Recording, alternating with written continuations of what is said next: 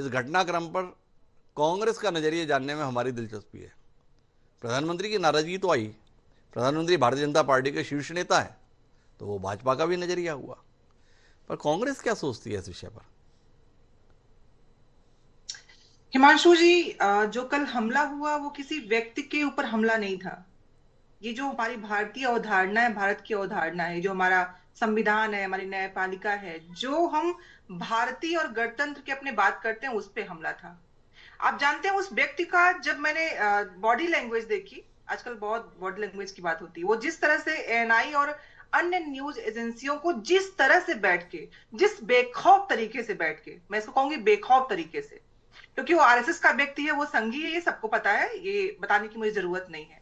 वो जिस तरह से एक राजनैतिक, जो सचेतन राजनीतिक एजेंडा है, उसकी तहत काम कर रहा है, क्योंकि सनातन का नाम लेके, आप जानते हैं संविधान इस देश में जब से लागू हुआ, मत कितने भी किसी के हो, आपका मत कुछ भी हो, मेरा कुछ भी हो, या किसी का कुछ भी हो, उसके बावजूद हम अपने अपने मतों को मानते हुए भी इस देश के संविधान को मानने के लिए बाध्य नहीं है, बल्कि हमारा मानना हमारे भारतीयता को व्यक्त करता है। ये सबको पता है। जी। उसके बावजूद मैं तो मुझ पे कोड ऑफ कंडेम भी लग जाए, लेकिन मैं सीजीआई साहब से बिल्कुल भी इस बात से बहुत मुझे खराब लगा। वो व्यक्तिगत रूप से इन पे जुदा नहीं भेजा गया था, वो उस पद के लिए था, और उन्हें उस पद पे इस तरह आघात करने वाले व्यक्ति के खिलाफ सख्त से सख्त सजा देनी चाहिए थी।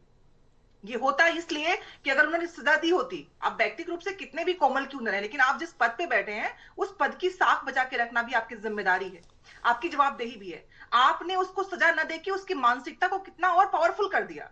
अब वो कह रहा है चूंकि ये सब था इसलिए मुझे खराब लगा, भगवान सपने में आए, मुझे खड़ा कर दिए। इसका मतलब इस देश में जो शैक्षणिक हम विकास की बात करते हैं, जो हम इस देश के बच्चों को, युवाओं को आगे बढ़ाने की बात करते हैं, हम जिस तरीके से इस देश को विश्व गुरु की अवधारणा में ले जाना चाहते हैं, जो जुमले इतने हम फेंकते हैं, क्या हम उस पे आगे बढ़ेंगे हिमांशु जी?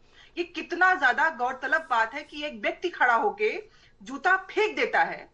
हमारे सीएस साहब बहुत अच्छे व्यक्ति होंगे, आप भी बहुत अच्छे व्यक्ति हैं, मैं भी अच्छी व्यक्ति हूं, मेरा व्यक्तिगत जीवन यहाँ पे नहीं है ना। उस पद पे बैठ के हम अपने देश के लिए क्या कर रहे हैं, आप बताइए। एक व्यक्ति